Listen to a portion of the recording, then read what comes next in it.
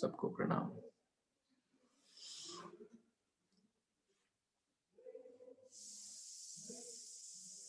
खींच लेता है परमात्मा को अपनी तरफ,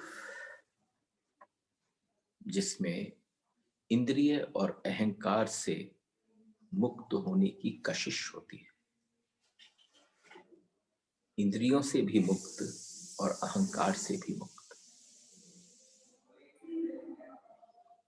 आज हम ईशावास्य के 13वें सूत्र में प्रवेश कर रहे हैं। सूत्र कहता है, अन्य देवाहु संभवादन्य दाहुर संभवात। The sutra says, अन्य देवाहु संभवादन्य दाहुर संभवात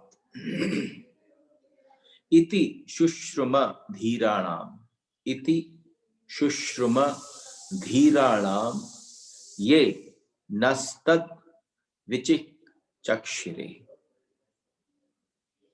ये बिल्कुल जो अभी तक हमने श्रवण किया है, संभूति, असंभूति, इंद्रिय, कर्म, शरीर, कर्म उपासना, इंद्रिय उपासना, प्रकृति उपासना, उसी का ही थोड़ा सा आगे बढ़कर समझ की तैयारी की तरफ है। कार्य ब्रह्म, कार्य ब्रह्म यानी संभूति, संभूति की उपासना से ही फल बतलाया गया है। कार्य ब्रह्म, एक कारण ब्रह्म और एक कार्य ब्रह्म, संभूति असंभूति, तथा अव्यक्त ब्रह्म असंभूति। असंभूति कौन है? अव्यक्त, अनमैनिफेस्टेड की उपासना से और ही फल बतलाया गया है। यानी दोनों अवस्थाओं के फल जो हैं वो थोड़े भिन्न भिन्न हैं। They both are different. ऐसा हमने बुद्धिमानों से सुना है, बड़ा स्ट्रेस देने की आवश्यकता है। ऐसा हमने बुद्धिमानों से सुना है, बौद्धों से सुना है, विद्वानों से सुना है, जिन्होंने जाना उनसे सुना है। यहां कहीं घोषणा नहीं है कि मैंने जाना है। तुम छोटी छोटी चीज जान लेते हो, तुम बस गाते हो मैंने जाना है। और यहां क्या कहा जा रहा है? यहां बोला जा रहा है कि जो हमने बुद्धिमानों से, विद्वानों से, जिन्होंने जाना उनसे सुना है। तो आप समझना, हमने छोटी छोटी चीजों को अपनी को पकड़ रखा है। उपनिषद ब्रह्म के दो रूप की बातें करते हैं। उपनिषद ब्रह्म के दो रूप की बातें करते हैं। ये बहुत थोड़ा सा जो दायरा है इसकी समझ का, अगर आपने इसी समय यहीं पर थोड़ा सा ध्यान इस पल दे दिया तो आप समझना, ये दोनों के दोनों रूप जिसकी बातें उपनिषद कर रहे हैं, ब्रह्म के रूपों की, ये दोनों बातें समझ में आ जाएंगी। रूप ही दो हैं, तत्व एक है। आप समझना, कोई अवाक एकदम कोई प्रश्न पूछे किसी से कि दो रूप कौन से हैं, तत्व एक है, ये सब जानते हैं। हम सब में वही विद्यमान है। घोषणा भी ईशावास्य उपनिषद की, ओम पूर्णमदः पूर्णमिदम्। तो आप समझेंगे रूप कौन से दो हैं, वो जो डिस्टिंक्शन है वो कौन सी है। और भी ठीक होगा कहना कि जानने वाले दो तरह के हैं, तत्व एक है।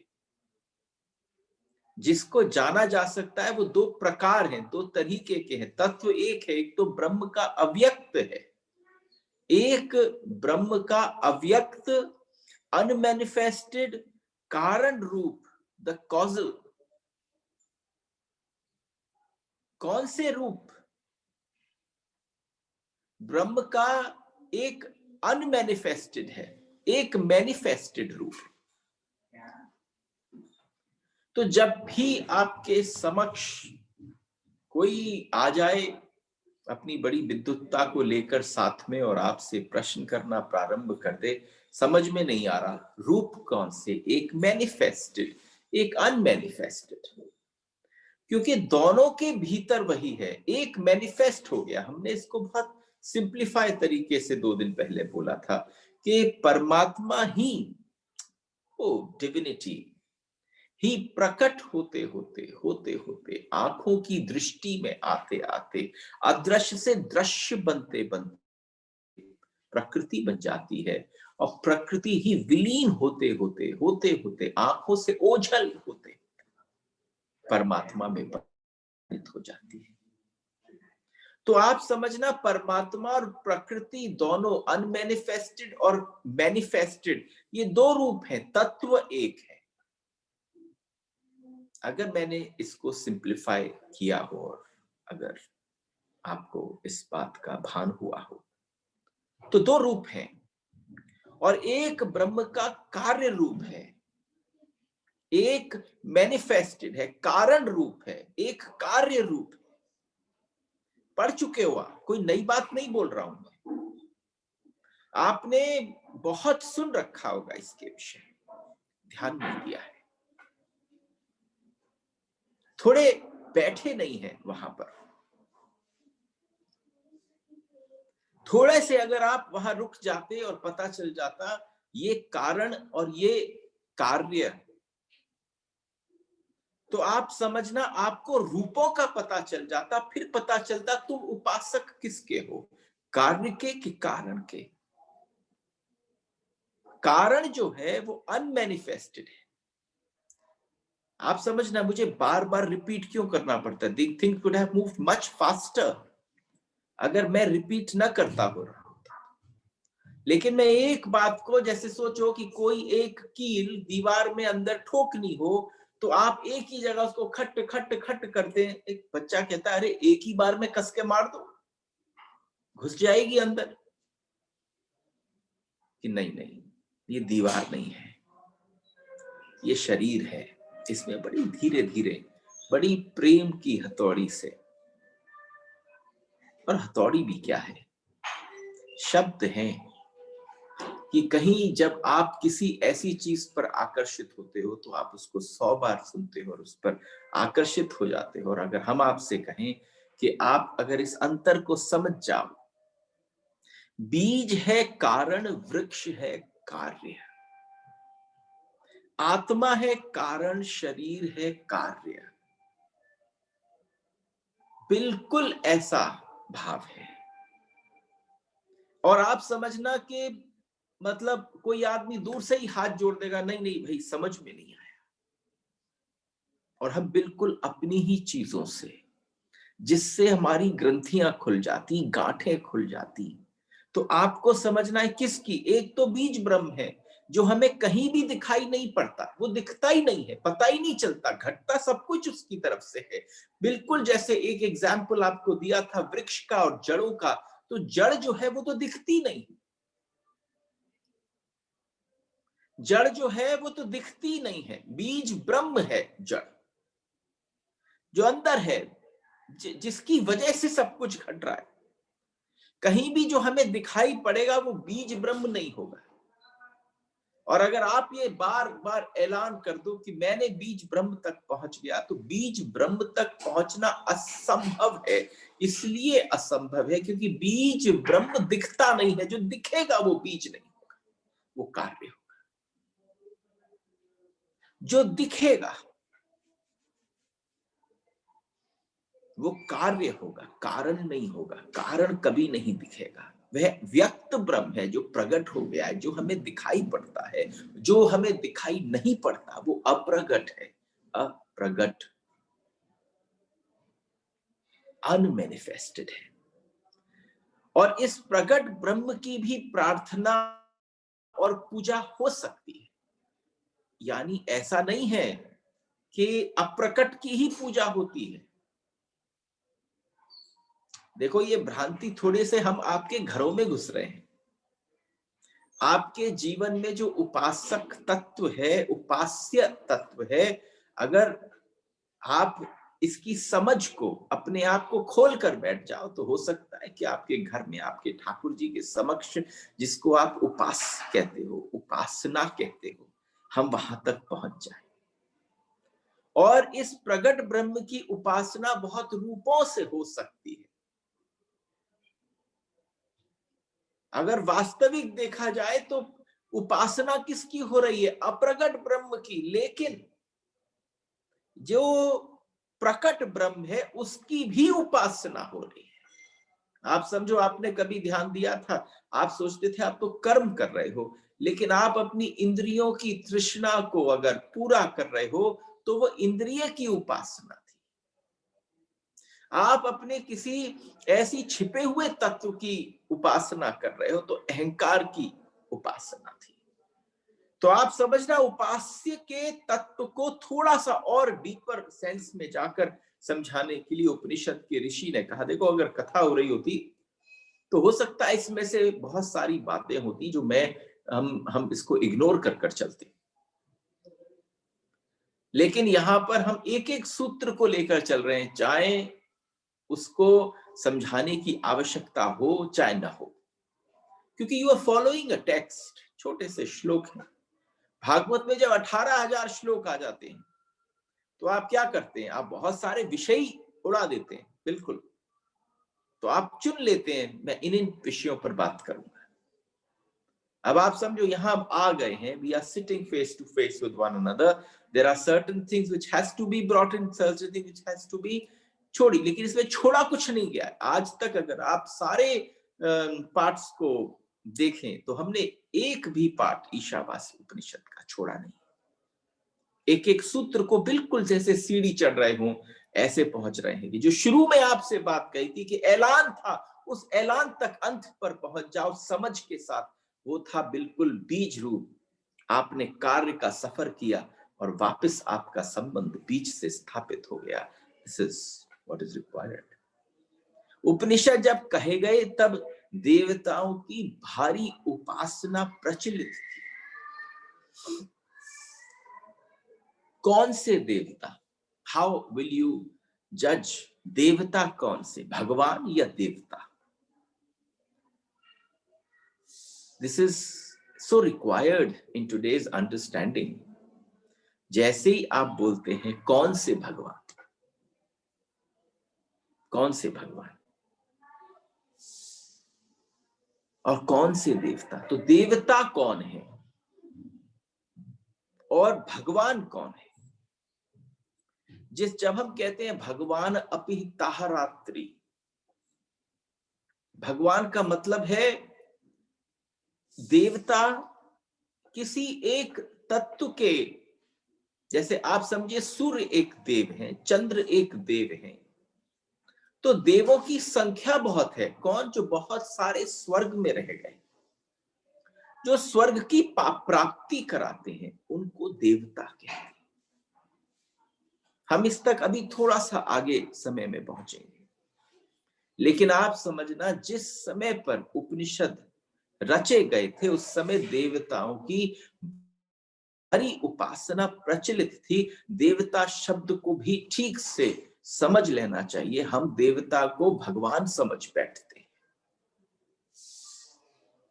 आप समझना, देवता आपको भक्ति नहीं दे सकता, देवता आपको मुक्ति नहीं दे सकता, देवता आपको मोक्ष तक नहीं पहुंचा सकता।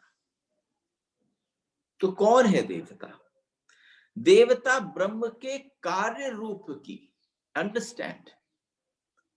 अगर आगे आपसे कोई पूछे तो आप कह पाएंगे देवता भगवान के, ब्रह्म के कार्य रूप की शुद्धतम अभिव्यक्ति जो है, जो शुद्धतम अभिव्यक्ति है कार्य रूप की, वो देवता है। पत्थर भी उसी की अभिव्यक्ति है। तो I have literally tried to write this point for you. ये अंदर घुसे, देवता कौन? जो ब्रह्म के कार्य रूप की शुद्धतम अभिव्यक्ति हो, उसको देवता कहते हैं।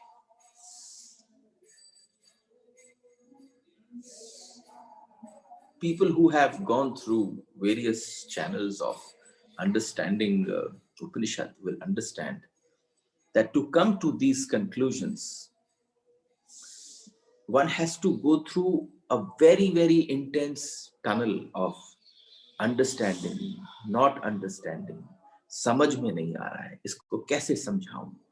इस उथल पुथल में से निकलकर जब किसी चीज का आनंद आपको मिल जाता है तो आप कहते हो वो मेरे तक न रहे, वो प्रसाद के रूप में बट जाए। तो देवता शब्द की अगर कठोपनिषद याद हो तो स्वर्ग को डिफाइन किया था,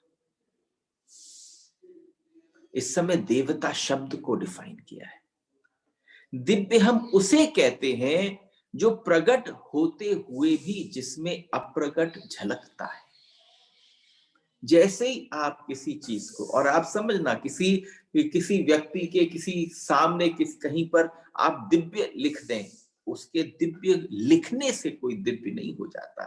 दिव्य एक अनुभूति है जो प्रगट है और उस प्रगट में से कोई अप्रगट झलकता। कल हमने आपको डिस्क्राइब किया था कि सेज है, सेंट्स हैं और सीयर्स हैं, जिसमें साधारण मनुष्य जैसे दिखते हो, पर आप एकदम जाकर उनको पकड़ लेते हैं, आप उनको दंडवत करते हैं, आप कहीं झुकते नहीं, आपका मन करता है कि झुक जाऊं। कब? जब उस प्रगट व्यक्तित्व में अप्रगट झलकने की अवस्था हो जाती है, वो अप्रगट आ जाता है। जिन्हें हम अवतार कहें, तीर्थंकर कहें, तीर्थों महावीर स्वामी के जो 24 तीर्थंकर कहें, ईश्वर पुत्र कहें, बुद्ध कहें, महावीर कहें, हम इनमें से किसी को कुछ भी कहें, जिन्हें हम अवतार कहें, ये व्यक्ति जैसे दहलीज पर खड़े हैं। ये बिल्कुल दहलीज पर प्रकट है, लेकिन उनकी उपस्थिति में पल पल क्षण क्षण किसी अप्रगट के झलक और दर्शन प्रस्तुत होती हो, ऐसा अनुभव होता है। दरवाजे के बाहर से हमें दिखाई पड़ते हैं, सामने का चेहरा उनका साफ, हमारे और आप जैसे दिखते हैं, वैसी नाक है, वैसे ही कान है, और कहीं कोई खुजली मचती हो तो मचती होगी, लेकिन उसके बावजूद भी उनके अंदर से कोई अप्रगट झलक जाता। ठीक वैसा ही उनके सारे प्रगट व्यवहार में से कहीं कहीं उनके उनके देखने में से भी, आंखें ना देख रही हो, तुम उनकी आंखों से आंख मिलाओ और तुम्हें लगे कि ना ना ये नहीं, इसके अंदर कोई है जो बिल्कुल ऐसे मुझे देख पाता है जैसे पारदर्शी हो गया। प्रगट और अप्रगट, वो अप्रगट की ध्वनि दे जाता है, वो अप्रगट की सुगंधी दे जाता है। ऐसी समस्त चेतनाएं दिव्य हैं, ऐसी समस्त चेतनाएं जो है वो दिव्य हैं। दिव्य का अर्थ हुआ प्रगट। That is the meaning. So what you have learned today, you have had your explanation of the word devata, you have had your explanation, you understand it the way you want to, at least understand दिव्यता किसको कहते हैं, उसमें से अप्रगट झलकने लग जाए। उपनिषद कहते हैं इनकी पूजा प्रार्थना, इनकी अर्चना का भी फल है। इनकी पूजा का, इनकी प्रार्थना का फल है, क्योंकि एक कदम प्रगट से अतीत उनमें कुछ है। एक कदम प्रगट से भी अतीत।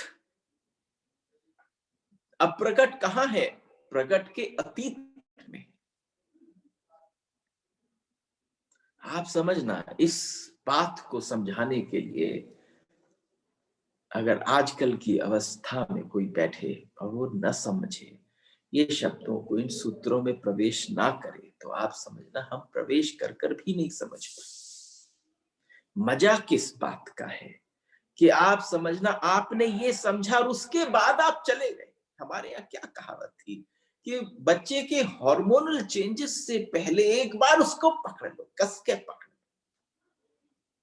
तुमने जैसे ही बच्चे को कस के पकड़ लिया, उसके हार्मोनल चेंज होने के साथ साथ उसे संसार में छोड़ दो, जाने दो, उसे एक बार चस्का दिखा दो उसके हार्मोनल चेंजेस से पहले कि ध्यान कैसा होता है, घटना कैसी घटती है, तेरे साथ क्या घट सकता है। और जैसे ही आपने उस बालक को पकड़ा उस हार्मोनल चेंजेस से पहले और उसको एक स्वाद चखा दिया अंतर का। आप समझना, जो बात आपसे कहने की चेष्टा कर रहा हूं, आप समझना जैसे कि मैं पकड़ने की चेष्टा कर रहा हूं कि ये तत्व समझा दूं और कहूं चले जाओ जहां तुम्हें जाना हो, जिस किसी के पास पहुंचना हो। Then just you are free to move around। और क्योंकि जैसे ही एक बार एक सुगंधी, एक स्वाद, एक ऐसा अभीप्सा लेकर आप निकल पड़े, उसके बाद आपको पता है वापस कहां आना है। यही तो कोशिश करते थे ऋषिजन। इसीलिए इतनी कोशिश करने की चेष्टा करता हूं कि समझा पाऊं। तो आप समझना, बहुत गौर से देखोगे तो उस प्रगट में से अप्रगट दिखाई पड़ेगा। एक बड़ी अवस्था है राम के भक्त के लिए, राम के भीतर, राम के प्रेजेंस में जो अप्रगट झलकता है वो उसकी पूजा करता है। राम का भक्त अप्रगट के साथ इतना तादात्म्य में इतना बंध जाता है, प्रगट के साथ बंध गया, लेकिन प्रगट के साथ बंधन इतना जबरदस्त नहीं है। आप भी सिर्फ तब तक उस प्रगट के साथ बंध सकते हैं जब तक उसके गहरे गुरु तत्व में किसी ऐसे के पास पहुंचकर आप बंध सकते हैं। आप चाहेंगे कि बंध जाऊं, मेरा खूंटा एक यहां लग जाए। कब? जब कोई वास्तविक, जिसकी इंद्रिय को भरने की इच्छा न होगी, जिसकी अहंकार को भरने की इच्छा न होगी, जिसका मन होगा कि सामने से अप्रगट जिसमें झलकता हो। तो राम के भक्त को कौन से राम से संबंध होता है? कृष्ण के भक्त को कौन से कृष्ण से संबंध होता है? उस कृष्ण से जिसमें पूर्णतः पूर्णातिपूर्ण वो उतर आता है, अप्रगट उतर आता है। तो आप समझना, राम के भक्तों का संबंध दशरथ पुत्र से नहीं है, कौशल्या पुत्र से नहीं है, उनका संबंध सीता के पति से नहीं है और रावण के शत्रु से नहीं है। उनका साक्षात संबंध केवल राम से है। उस राम से, जिस राम की उपस्थिति में पूरा का पूरा अप्रगट जो है, अनमैनिफेस्टेड ब्रह्म जो है, वो मूर्तिमंत होकर खड़ा लगता है। तो वो जो कह देता है बात सिद्ध हो जाती है। आपको क्या लगता है कि कोई मंदिर बहुत प्रचलित हो जाता है और कोई मंदिर इतना विशाल, इतना सब होने के बाद भी उतना प्रचलित नहीं हो पाता? किस वजह से? क्योंकि एक व्यक्ति का भाव हजारों तक पहुंचना प्रारंभ हो जाता है। एक वहां विग्रह का उपस्थिति जिसमें अप्रगट झलकने लग जाता है, तो वहां उस अप्रगट की अनुभूति एक को हुई, 10 को हुई, 1000 को हुई, वो लाखों तक खबर पहुंच जाती है। वो सब उस अभिव्यक्ति को, उस अनुभूति को लेने के लिए उसके दरवाजे तक पहुंच जाते हैं। अंतर केवल इतना है। लेकिन अगर इसको हम अपने शास्त्रों से समझने की चेष्टा करें तो एक बड़ा सुंदर श्लोक है। द श्लोक सेज, सखेति मित्वा प्रसभम यदुक्तम, हे कृष्ण हे यादव हे सखेति, अजानता महिमां न वेदम। साक्षात बात है, सखेति मित्वा, अर्जुन कृष्ण से कह रहे हैं, जैसे ही भगवान ने विराट स्वरूप के दर्शन कराए, आज तक जिसको अपना सखा, अपना सलाहकार, अपना क्या क्या मानता रहा, लेकिन आज जब ये रूप आया तो पता चला कि जो भी कुछ मुझसे घटित हुआ, जो भी कुछ स्वाहा हुआ, जो भी कुछ तथास्तु था, सब आप में ही विद्यमान। हम सब अलग अलग मूर्तियों को, अलग अलग प्रकट तत्वों को जाने किस किस रूप से देखते हैं।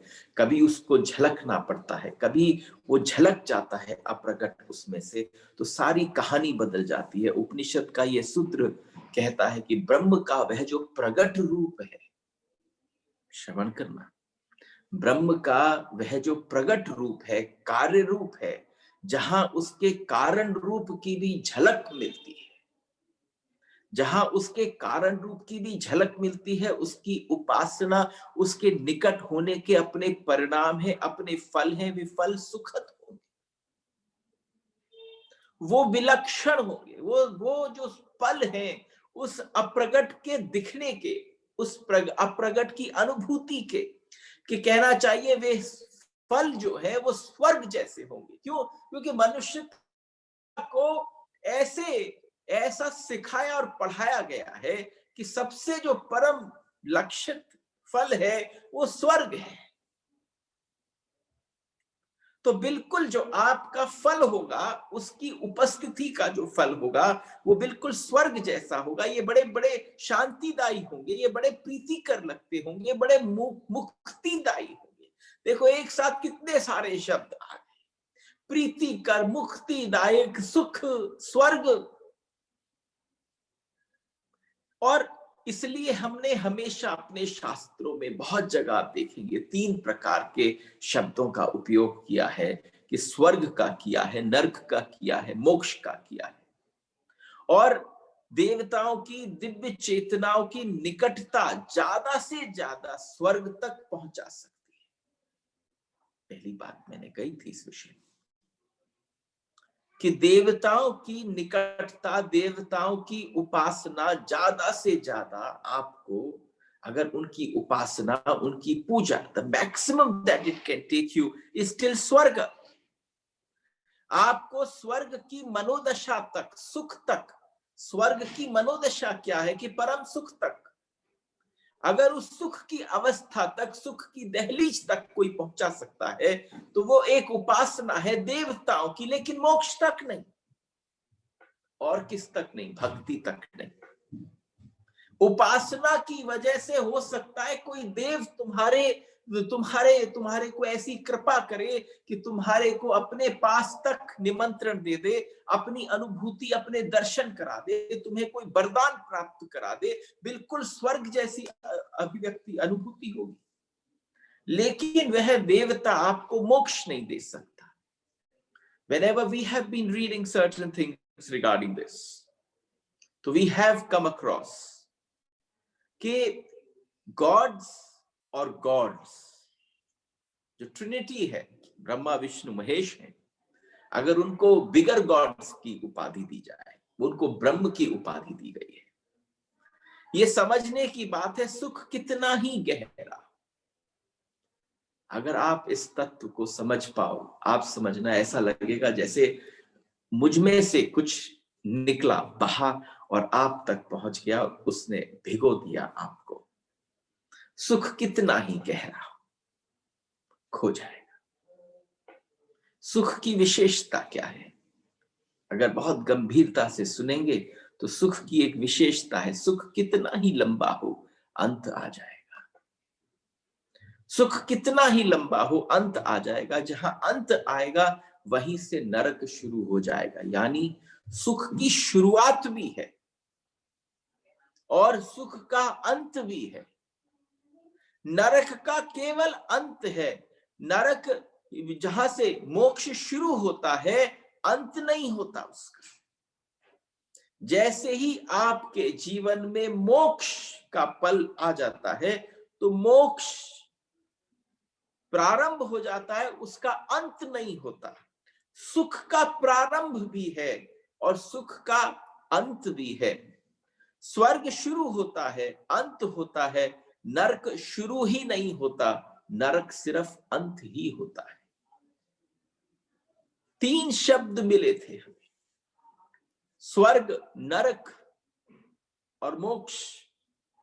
अगर इसको दोबारा, इसको कहने की समझावट की तरह से कहा जाए, इसको थोड़ा इलैबोरेट तरीके से किया जाए, तो आपके समझ में ये 3 शब्द आ जाएंगे। नरक की कोई बिगिनिंग नहीं है। There is no beginning to narak, to hell, it is the end. नरक की कोई बिगिनिंग नहीं है, नरक का कोई प्रारंभ नहीं है, नरक में प्रारंभ रहित है, नरक में कुछ प्रारंभ नहीं होता। जब अंत प्रारंभ हो जाता है, जब अंत ही होता है, तब नरक होता है। दुख है प्रारंभ रहित। बड़े गौर से देखने की बात है, दुख जो है वो प्रारंभ रहित है। सुख है नहीं, प्रारंभ हो सकता है। सुख अभी है नहीं, लेकिन प्रारंभ हो सकता है। नरक का कोई प्रारंभ नहीं, अंत हो सकता है। स्वर्ग का प्रारंभ भी है और अंत भी है। शुरू भी होगा सुख और अंत भी होगा, पता भी चलता है। और मोक्ष का प्रारंभ है पर अंत नहीं है। शुरू होगा फिर अंत न होगा। तो ये आवश्यक है समझना। 3 शब्द आपको समझाए, जरा एक बार इनमें डाइव करने की चेष्टा करना कि सुख है, स्वर्ग है, नरक है और मोक्ष। एक बार उस मोक्ष के पल पर, एक बार उस भक्ति के पल पर, मैं मोक्ष को और भक्ति को एक पेडेस्टल पर रखता हूं, क्योंकि भक्ति का आडंबर बहुत है, भक्ति का दिखावा बहुत है, मोक्ष का दिखावा बहुत है। तुम सामने वाले को बताते हो, देखो मैं मोक्ष को पा गया हूं, ये कोई कहावत है, ये कोई कहने की बात है, ये आपकी अनुभूति है। एक बार मोक्ष प्रारंभ हो तो उसका अंत नहीं है, एक बार भक्ति प्रारंभ हो तो उसका अंत नहीं है। कार्य रूप ब्रह्म, प्रकट रूप ब्रह्म, अभिव्यक्त ब्रह्म, जहां जहां दिव्यता झलकती है, वहां वहां उसकी पूजा और प्रार्थना से ज्यादा स्वर्ग तक पहुंचा जा सकता है। The maximum that one can reach is just till स्वर्ग, सुख तक पहुंचा जा सकता है। इसलिए सुख के कामी देवताओं की पूजा में रत रहते। जो सुख के कामी है वो देवताओं की पूजा में रत रहते हैं। क्यों? क्योंकि उन्हें स्वर्ग चाहिए, उन्हें सुख चाहिए। और आप समझना बहुत आसान है कि आपने उपासना करी, आपने किसी चीज की इच्छा जाहिर करी और आपको मिल गई, इच्छा मिली, प्राप्त हुई, और उस स्वर्ग का, सुख का अंत भी निकट है। मुक्ति के कामी देवताओं को पूजा में रत नहीं होते। जो मुक्ति के, मैंने भक्ति के नहीं कहा, देखो बात एक ही है, सिक्के के 2 पहलू हैं। मुक्ति ने परमात्मा की तरफ पीठ कर दी है, भक्ति ने परमात्मा की तरफ मुंह कर दिया है। मुक्ति का जो दोनों की अभिव्यक्ति, दोनों का जो फल है वो एक ही है, जिसकी शुरुआत होती है, अंत नहीं होता। वो मोक्ष की भाषा में कहो या भक्त की भाषा में कहो, जिस स्थान का हूं। तो आप समझना, यहां तो ये कहावत है कि मुक्ति भी नाचती है अपनी मुक्ति के लिए। मुक्ति भी बहुत परेशान हो गई है, मुक्ति भी बिलबिला रही है, बिलबिलाए। और जब मुक्ति भी बिलबिला रही है तो वो ब्रज की वीथियों में, ब्रज के वनों में, ब्रज की रज में जाकर लौट जाती है। अगर उद्धव को कहो ज्ञानी है, उद्धव को कहो सन्निकटता है ब्रह्म की उसको, लेकिन जब उसको पता चला कि इस मोक्ष के, इस सन्निकटता से, इस ब्रह्म की इतनी निकट, कृष्ण के सबसे निकट अगर रहे तो उद्धव रहे, लेकिन सबसे निकट होने का जो प्रसाद था, जो कृष्ण ने उद्धव को दिया, वो गोपियों का संग दिया। ऐसा नहीं है कि आप लोगों ने ईशावास्य सुना ना होगा, आपने कितनी बार सुना होगा, लेकिन आप समझना इसका जो एसेंस है, मुक्ति के कामी सुख की मांग नहीं करते, क्योंकि सुख कभी भी मुक्ति नहीं बन सकता। आपने कभी मोक्ष के मार्ग के पथिक को कभी सुख की कामना करते देखा है? जो सुख और दुख से उठ गया हो वही तो मोक्ष के मार्ग पर चल सकता है। उसके लिए सुख भी बंधन रहेगा, सुख उसके लिए बंधन है जो मुक्ति के कामी है, जो चाहते हैं सर्व अर्थों में परम स्वतंत्रता उपलब्ध हो जाए। आप परम स्वतंत्रता नहीं चाहते। परम स्वतंत्रता जो है वो न नरक में है न स्वर्ग में है, वो तो केवल मोक्ष और भक्त में। क्यों? क्योंकि आप समझना, एक व्यक्ति की कल्पना है मैं उसके द्वार तक पहुंच जाऊं, मैं उसका जाकर कहीं जानवर कुत्ता बन जाऊं, लेकिन जहां पर आप भक्त होते हो वहां पर अवस्था क्या हो जाती है कि वो जो परम स्वतंत्र है वो तुम्हारे द्वार पर आकर दस्तक दे जाता है। वो ढूंढता ढूंढता तुम्हारे दरवाजे तक पहुंच जाए। भक्ति में ये विशेषता है। अगर किसी को याद हो तो हमने कहा था कि एक भाई ज्ञानी और उनमें लड़ाई हो गई और दोनों के दोनों पहुंच गए परमात्मा के पास। तो पता चला ज्ञानी से परमात्मा ने कह दिया, हे ज्ञानी तू तो मेरी आत्मा है। ज्ञानी परम आनंदित हुआ क्योंकि भक्त के मन में सवाल ही ना उठा, उसने एक प्रश्न भी ना उठाया, उसने उंगली भी ना उठाई कि अगर उसको आत्मा कह दिया तो मुझे क्या कहोगे, क्योंकि उसको पता है कि वो क्या हो सकता है। जिस पल भक्त के पास परमात्मा पहुंचे तो आप समझना भक्त की अवस्था क्या है।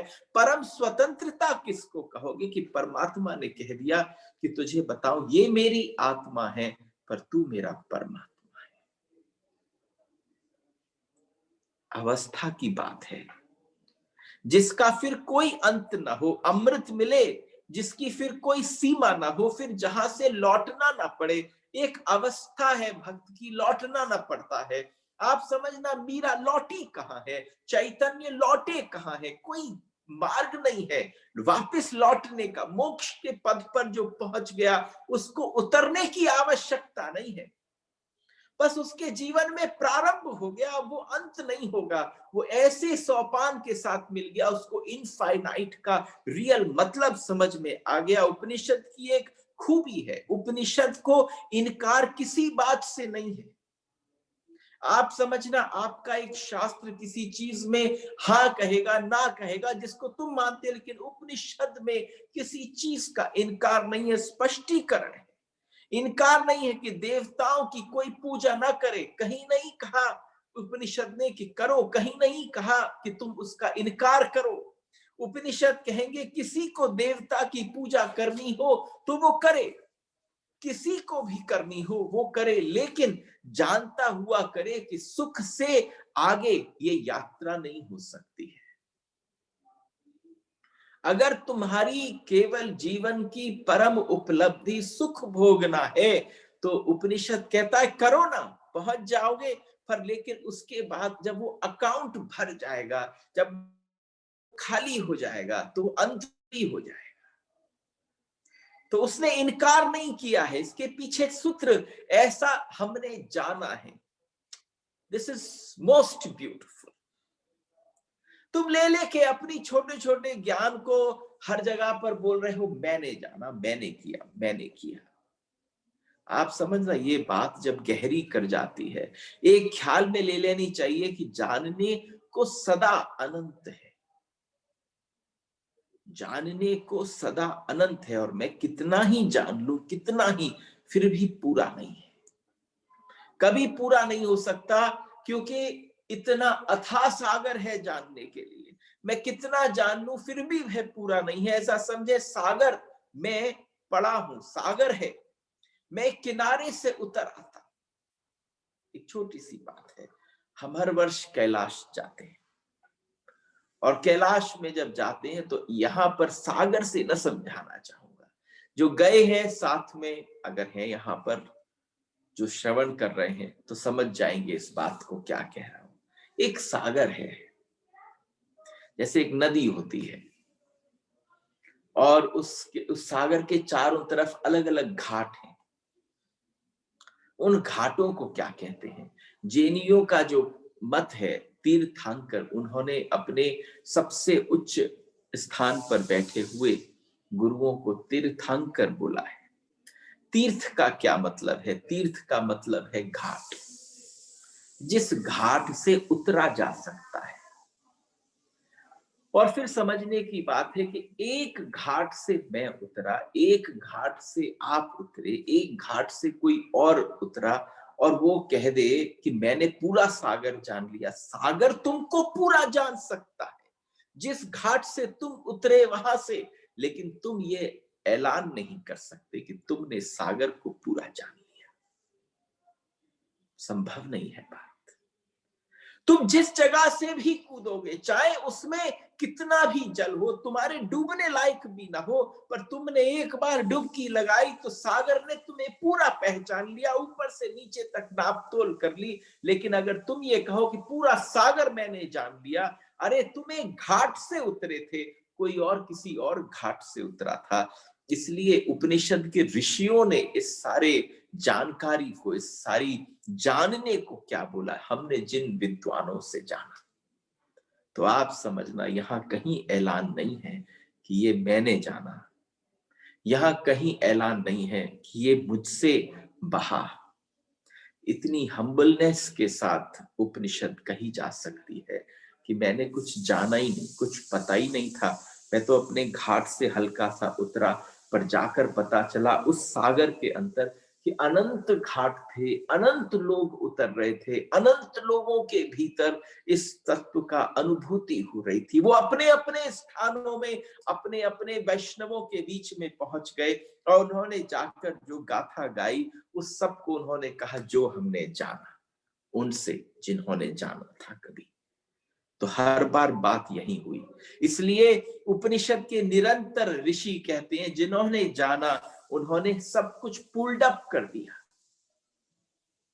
उसका जानना भी एक जगह गया, तीसरे का जानना भी उस जगह गया, सबका जानना एक जगह हो गया। वह जो अनंत जाना गया है सदा, जो अनंत है, जो इनफाइनाइट है, जो इतने हजारों वर्षों में बौद्धों ने, विद्वानों ने जाना, उस सबको एक जगह इकट्ठा कर दिया और उसको पुल्ड अप कर दिया, इकट्ठा कर दिया। ऐसा हमने सुना उनसे। तो कोई एक प्रकट नहीं हुआ, एक कोई नाम पैदा नहीं हुआ। अवस्था अगर आप समझ पाओ, हमने क्या किया कि हमने हमेशा ऐसी पुल्ड अप ना किया, हमने सब कुछ अलग अलग कर दिया, ये मैंने जाना। हाथ खड़ा कर कर तुमने अपने झंडे लेकर चले, पुल्ड अप नहीं किया। और जहां पर पुल्ड अप निकला, वहां अथाह सागर पैदा हुआ, अनंत घाट इकट्ठे हो गए, अनंत अनंत लोग, अनंत अनंत चेतनाएं हैं। परमात्मा को निश्चित ही अलग अलग तीर्थों से, और तीर्थ जैसा हमने आपसे कहा कि घाट होता है, उसे तीर्थंकर कहते हैं, जहां से वो ज्ञान उतरता है। किसी ऊपर कृपा करी होगी परमात्मा ने कि वो उतरा। और उपनिषद हमारे पास पुराने सी पुरानी संपदा है जानने वालों की, लेकिन उपनिषद कहते हैं हमने सुना है। जिन्होंने जाना इस बात की खबर देते हैं, सदा खबर देते हैं। सदा अनादि से जाना जाता है, सदा अनंत से जाना जाता है, सदा इनफाइनाइट से जाना जाता है।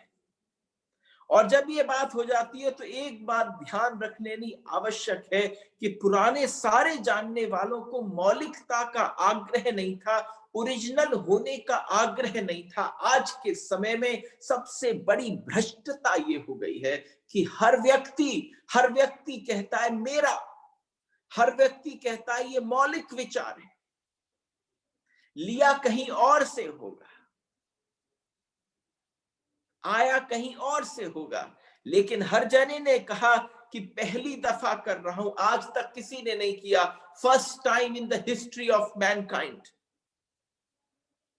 आप देखो जरा, आप जरा अपने आसपास चारों तरफ उत्सव देखो, आप कोई बहुत बड़ा इवेंट देखो, जब उस इवेंट को फर्स्ट टाइम डाला जाता है तो क्या हो जाता है कि भाई this happened for the first time in the history of Mankind.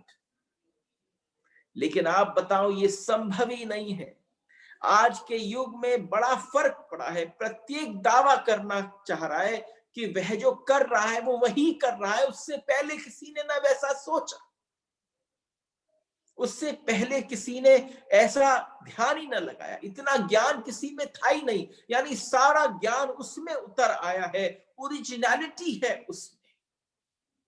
लेकिन उपनिषद जानते नहीं है वो लोग, उन्होंने जाना नहीं कि pulled up the wisdom which is pulled up को क्या कहा जाता है। सारे इस अनंतता के ऋषियों ने मिलकर सारे ज्ञान को एक ही सागर में भर दिया था और किसी ने हस्ताक्षर नहीं किए अपने। पुराने लोग अपनी मौलिकता के प्रति असंदिग्ध और आश्वस्त थे कि उनकी घोषणा की कोई जरूरत न थी, उनको इस बात को अपने नाम को प्रचारित करने की कोई जरूरत न थी। हम छोटी छोटी सी बातों में अपने आप को भरते हैं। This is new concept, this is new, absolutely new, nothing is new. हम कोई कहे कि बहुत बड़ा विमान बना दिया, तो पुष्पक विमान की कथा जरा सुनो तो सही, तो तुम्हें शर्म आ जाएगी कि क्या विमान बना रहे हो।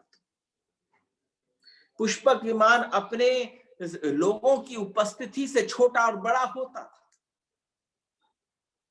और हमारे यहाँ पर हम कहें कि हमने ये बना लिया, हमने वो बना लिया, हमारा उस स्रोत के साथ, उस अनंतता के साथ, उस पुल्ड अप विजडम के साथ संबंध टूट गया है। असल में मौलिकता शब्द का मतलब नया नहीं होता। Maulik is not new, you have to understand. Maulik is origin, from the origin. जब कोई व्यक्ति अपनी ज्ञान की धारा को बहाता है और वो अपनी उस धारा को ओरिजिन के साथ अटैच कर लेता है, पूल्ड अप विजडम के साथ अटैच, उसका साथ तालमेल बैठ जाता है, तो फिर वो ये कह ही नहीं सकता ये मेरा था, दिस इज न्यू। नो, मौलिकता का अर्थ है कि which has its connections to the root, to the origin. If one reaches there, तो एक बड़ी गजब की बात कही है एक वेस्टर्न विचारक ने, to be most ordinary is the most extraordinariness. Problem क्या है कि हम कितने भी कोशिश करते हैं, आपकी सारी जतन है ऑर्डिनरीपन दिखाने की, ऑर्डिनरी हो नहीं, चाहते भी नहीं हो कि कोई ऑर्डिनरी करे। आजकल सबसे बड़ी गाली क्या हो गई है, थोड़ा सा धन आ जाए और आप किसी व्यक्ति को थोड़ा सा नीचे दिखाना चाहो तो आप क्या से, the person is very simple, very very simple, you know. तो जैसे ही आप कहते हो कि this person is very simple, तो आप समझते हो not your standard. The biggest problem, आपको पता ही नहीं है कि सबसे जबरदस्त एक्स्ट्रा ऑर्डिनरीनेस क्या है। सबसे जबरदस्त एक्स्ट्रा ऑर्डिनरीनेस जो है जस्ट बीइंग ऑर्डिनरी है। ये बड़े असाधारण लोग हैं जो कह पाते हैं कि मैं ये नहीं कहते कि मैं जानता। असाधारण तत्व इनका सिद्धांत है, ये घोषणा नहीं करते, ये किसी स्थान पर जाकर छुप के पीछे से बैठ जाते हैं, तमाशा देख रहे होते हैं, लेकिन कहीं घोषणा नहीं करते, कहीं हस्ताक्षर नहीं करते कि ये मैं हूं। और सबसे बड़ी बात है, असाधारण है ये वक्तव्य, असाधारण है ये सोच, असाधारण है ये विचारधारा। जिन्होंने इतना जाना, इतना गहरा जाना, इतने भीतर गए, उस तरीके के लोग ऐसा कहें कि हमने सुना है शून्य की भांति रहे होंगे, और आप क्या करते हो, असाधारण होने की कोशिश कर रहे हो, उसमें साधारण भी नहीं रह पा रहे हो। थोड़ा सा वक्तव्य समझाने की आवश्यकता है।